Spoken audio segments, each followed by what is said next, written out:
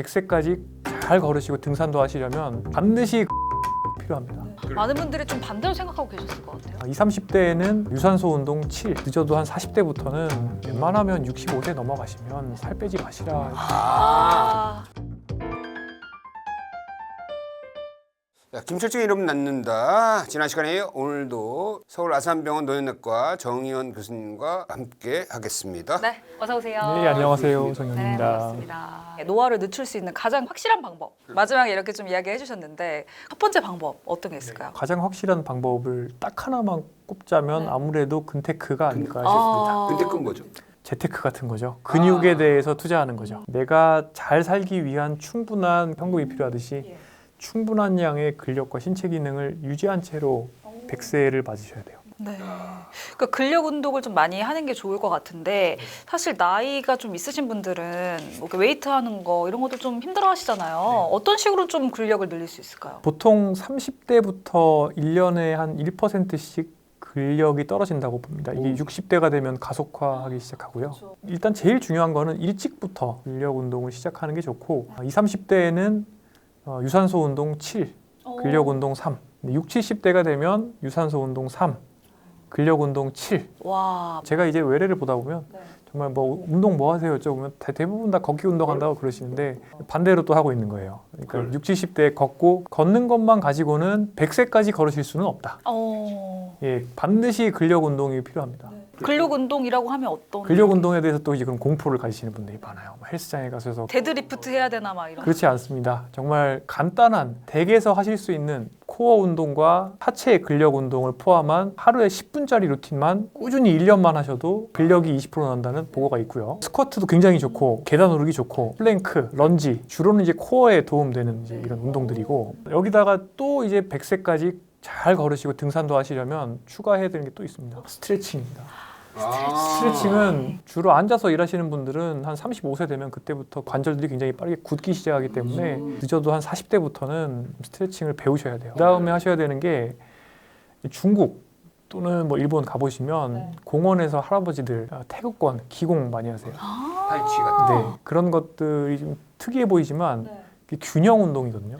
전신의 관절을 조화롭게 사용하는 운동이에요. 낙상 예방이 되고 치매 예방이 돼요. 와. 그래서 미국 스포츠 의학 가이드라인에서 명확하게 성인은 어떻게 운동을 해라가 지침이 있습니다. 4가지 운동을 다 하셔야 돼요. 유산소 운동, 근력 운동, 스트레칭, 그 다음에 이 전신 밸런스 운동. 첫 번째, 유산소 운동을 어떻게 하느냐? 파워워킹, 오르막 워킹, 그러니까 숨이 차거나 땀이 날 때까지 하는 거는 이제 유산소 운동에 쳐주는데 그냥 땅바닥 천천히 걷는 거는 산책하는 건 아니다. 네, 주당 150분. 중강도 운동 기준. 중강도라는 거는 내가 말은 할 수 있지만 땀이 나고 숨이 조금 찬 정도의 유산소 운동을 일주일에 150분 정도를 해라 라고 얘기를 하고 있고 근력 운동을 일주일에 2번을 해라 라고 얘기를 합니다. 스트레칭은 그 데이터를 만들기가 어렵기 때문에 정확하게는 그러니까 그 몇 번을 해라를 우리가 말하기는 어렵지만 반드시 해야 된다. 할수록 좋고 밸런스 운동도 하면 좋다. 특히 밸런스 운동은 나이가 들면 들수록 치매 예방되기 때문에 더 좋다. 낙상 예방도 되고 그래서 저는 이대로 하고 있습니다. 그대로. 예. 그럼 교수님께서는 평소에 어떤 운동 하시는지 궁금해요. 저는 당연히 아직까지는 좀 어린 편이기 때문에 유산소 운동을 위주로 하고 정확하게 어떤 유산소 운동 하시는지 궁금해요. 저는 달리기를 제일 좋아하고요. 요즘에 사람들이 굉장히 좋아하는 그 천국의 계단이라는 게 있습니다. 저도 합니다. 네, 그것도 좋아하고요.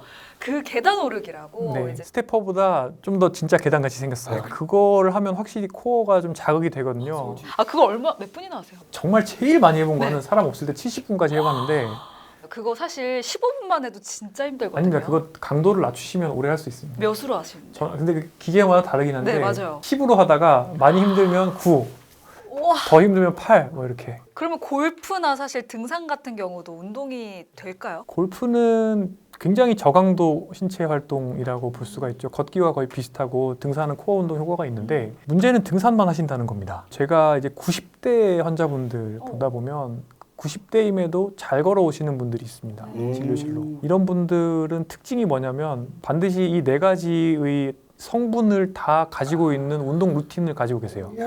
훌륭하다. 저는 요즘에 이제 강의 나가면 어떻게 말씀드리냐면 늦어도 70대 초반까지는 이런 4가지 요소를 다 포함하는 운동 포트폴리오를 만드셔서 매일매일 아침 저녁으로 특히 아침에 뭐 깨자마자 하시면 제일 좋아요. 그렇게 해서 정말 돌아가시는 날까지 하셔야지 됩니다. 그래야 근육 자산이 이제 충분하게 되고 이게 왜 중요하냐면 100년을 산다고 했을 때 우리가 큰 병치레, 암 수술 받거나 그럴 가능성이 한 30%에서 50% 가까이 됩니다. 저희 병원에 열흘 동안 누워서 계시면 근육이 30% 빠집니다. 아이고. 근육 자산이 없으면 한 번 병치레 하고 나면은 그 다음에는 이제 워커 아니면은 이제 휠체어 타야 되는 거예요. 그러면 그거를 회복시키려면 돈이 엄청 들고 엄청 어려운 거죠. 인생을 살면서 한 번은 꼭 질병이라든지 뭔가 어려움을 닥치잖아요. 네. 근육이라는 게 그것을 버텨줄 수 있는 하나의 큰 그 버팀목이네. 맞죠. 네. 이 힘이 되는데 만약에 근육이 없는 근감소증이 되면 어떻게 되는 거예요? 근감소증은 정말 문제죠. 그러니까 근감소증이 생기면은 단기간 한 5년 정도 관찰했을 때 돌아가실 가능성이 뭐 서너 배 이상 증가되고. 정상인 사람보다. 그렇죠. 그리고 제일 문제가 근감소는 골다공증과 같이 옵니다. 근육이 약해지면 그 뼈도 약해지거든요. 그러면은 낙상을 또 잘하잖아요. 근육이 없으면 낙상을 하는데 뼈도 약하니까 부러져요. 그러니까 낙상하시면은 고관절 골절로 가는 거죠. 그러면 와상생활하고. 와상으로 가는 그죠. 거죠. 일어나지 못하시냐. 네, 근데 그 사람이 근감소증이 있다 없다를 우리가 일반인들이 좀 쉽게 예측할 수 있는 방법은 없어요? 걷는 속도가 예전 같지가 않고 일단은 허벅지가 굉장히 얇아 네, 보이고 맞아요. 또 이런 것도 있습니다. 자기 손가락으로 이렇게 한 바퀴 그 돌려서 자기 종아리 손가락 둘레가 이렇게 손가락 안에 들어간다. 그리고 이제 또 뭐 쉽게 볼 수 있는 게 페트병을 못 여는 사람 악력이 낮은 거거든요. 그리고 신호등 한 번에 못 가는 거. 서울 같은 경우는 1m 초당 1m를 걷게 돼 있는데 그 초당 1m 못 걸으면은 신체 노쇠가 시작된 겁니다. 그래서 그 정도가 되면 그때 빨리 하셔야 돼요. 이게 저한테 오시는 분들 이제 오해하시는 게 노년내과에 가면 근감소증을 치료할 수 있다. 보행 속도가 느려지고 이때 3에서 6개월 안에 빨리 중재가 들어가야 이 다시 턴어라운드를 할 수가 있어요. 그래서 일찍 오셔서 뼈도 확인을 해봐야 되고 근육도 확인해봐야 되고 원인도 확인을 해봐야 됩니다. 그 원인이 근데 또 원인이 굉장히 다양해요. 근감소증은 사실은 숨겨진 치매가 원인일 수도 있어요. 왜 그런 거죠? 치매가 있으면 밥 제대로 못 챙겨 먹고 식욕 떨어지고 또 그게 원인이 우울증일 수도 있어요. 식욕 떨어지는 거. 호르몬 문제, 남성 갱년기라고도 하는데 7, 80대 어르신들 보면은 정말 테스토스테론 레벨 엄청 떨어져 있는 경우가 많은데 그런 경우에 또 근육량 유지가 어려워요. 그래서 다 이게 뱅글뱅글 도는 이걸 노인 증후군이라고 하는데 제대로 검사를 좀 해볼 필요도 있고, 그러니까 기능 검사, 그다음에 내과적인 검사가 둘 다 돼야 되는 겁니다. 이 근육하면 또 이게 이제 우리가 단백질하고 엄청나게 연관돼 있잖아요. 그래서 근육을 유지하거나 근육을 더 키우기 위해서 단백질 섭취는 어떻게 해야 되는 거예요? 젊은 사람들은 내가 체중이 그러니까 60kg라고 하면 하루에 48g, 그러니까 0.8 곱하는 거죠. 네. 68이 48이니까 그 정도만 드시면 되는데 60세가 넘어가면 좀 상향을 해야 됩니다. 1.2에서 1.5를 곱해야 돼요. 60kg이면은 1.2면 72g. 젊었을 때보다 더 많이 먹어야 되네. 예, 그러니까 역설적으로 씹기는 더 어려운데 예. 그럼 요새 단백질 보충제 같은 거 많이 나오잖아요. 보충제가 나온 이유가 한국 분들 조사를 해보면 60대 이후에 1.2에서 1.5라는 기준에 맞춰서 이 기준으로 드시는 분들이 거의 없습니다. 그렇죠. 없을 것 같아요. 없죠. 힘들죠. 주로 밥하고 김치 드시기 때문에 안 됩니다. 그래서 그러면 대략 어느 정도 보충을 해야 되는지를 국민건강영양조사를 가지고 분석을 해보면 하루에 20g 정도를 단백질 기준으로 보충을 해주는 게 필요합니다. 그러다 보니까 굉장히 많은 유업회사에서 단백질 제품들이 나오죠. 근데 대개 이제 60세 정도 되시고 골 감소증이 있거나 또는 예전에 그 근력이 예전 같지 않거나 또는 뭐 골프 스코어도 예전 같지 않고 근육이 좀 영 아닌 것 같다. 그러면은 보충제를 드시는 것도 좋은 방법이 되실 수 있습니다. 단백질 섭취량이 좀 부족하다고 싶으면 단백질 보충제를 먹는 거는 권장할 만한 사안인 거네요. 예를 들어서 콩팥이 그 만성 콩팥병 4기다. 또는 5기인데 투석 직전이다. 이런 분들은 좀 주의가 필요하고요. 아니면은 이제 뭐 간암이 있으시거나 간경변이 심하다. 이런 분들은 단백질 고단백 섭취가 주의가 필요하지만 대부분은 이제 괜찮습니다. 의사 진료를 받고 한번 먹을 필요는 있겠네요. 그다음에 단백질 보충제를 먹는다면 어느 시기에 먹는 게 좋아요? 공복에 좋아요? 운동하기 전에 먹는 게 좋아요? 근데 운동 전후에 드시면은 조금 더 나을 거라는 생각들이 있습니다. 근데 이제 스포츠 선수들을 대상으로 한 연구에서 아무 때나 먹어도 별 차이가 없는 것 같다는 이제 알고는 있는데 그래도 기왕이면은 뭐 예를 들어서 운동을 하는 날이라고 하면 운동 전이나 후에 좀 가까이 드시는 게 좋고 또 단백질을 보통은 저녁에 우리가 단백질 반찬을 많이 먹습니다. 아침에는 또 채소 위주로 드시는 분들이 많은데 이 노쇠가 오는 시기가 되면 아침 먹기 싫어집니다. 아침에 식욕이 없고 그리고 특히 아침에 단백질 드시기를 되게 싫어하십니다. 그러니까 아침에 죽 드시고 싶어 하시는 분들이 부드러운 많아요. 거 드시고 싶어서. 연구가 많이 이것도 진행이 됐는데 그래도 어르신들은 균등 분배를 하는 쪽이 낫다. 그러니까 저녁에만 고기 드시지 말고 아침에 저는 뭐 계란 2개라든지 이런 식으로 단백질을 꼭 드시는 거를 추천을 드립니다. 아주 중요한 얘기. 계란 2개. 그러니까요. 단백질. 그러니까 노화를 늦추는 방법으로 지금 근테크를 이야기해 주셨는데 이거 말고 또 중요한 게 있을까요? 근테크를 제일 해치는 건 뭐예요? 연배에 따라 다릅니다. 지금 이제 20, 30대에는 술 아닐까요? 술? 개인적으로 어떻게 생각하냐면 진짜 이렇게 멋있는 삶은 80대에도 술과 고기를 친구들과 즐길 수 있는 삶을 만드는 거예요. 그게 80대에 포금을 할 수 있는 사람은 장수하거든요. 어려서 건강관리 잘해놔야지 30, 40대에는 결주를 하고 그리고 나중에는 친구들이랑 먹는 것도 괜찮다는 거죠. 그 과정을 즐기려면 이제 20, 30, 40대에 너무 과잉의 그 음주를 하시거나 하면 안 되는 거고 키케로의 노년에 대하여라는 책에 보면 그런 내용이 나옵니다. 젊어서 너무 방탕하게 살면 노쇠가 빨리 온다. 그렇죠. 2000년 전에 이미 다 알았던 겁니다. 노쇠를 늦추려면 젊어서는 절주를 하는 게 필요하다. 근데 60, 70대가 되면 제 생각에는 이 잘못된 의학 지식인 것 같습니다.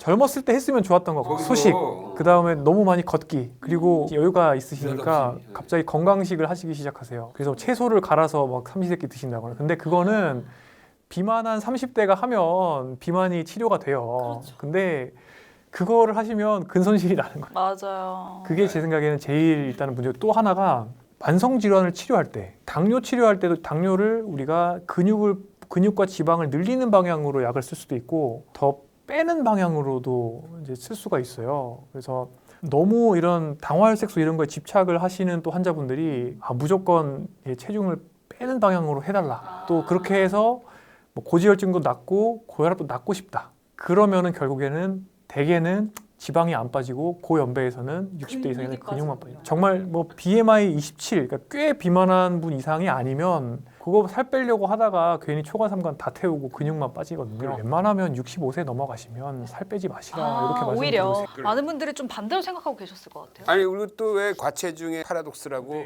약간 과체중인 사람이 더 오래 사는 고령으로 갈수록 더 그게 유리해집니다. 이 삶에 대한 자세 이런 것들도 저속 노화에도 영향을 많이 미칠 것 같아요. 정말 중요합니다. 예일대 베카레비 교수가 2002년에 발표한 논문에서 실제로 노화를 부정적으로 생각하는 사람은 긍정적으로 생각하는 사람보다 7.5년 일찍 사망합니다. 와. 그 생각만으로 차이가 많이 나는데요? 그러니까 생활 습관을 다 요인을 보정을 한 겁니다. 그래서 긍정적으로 사는 게 좋고 그만큼 스트레스 호르몬이 만병의 근원인 거죠.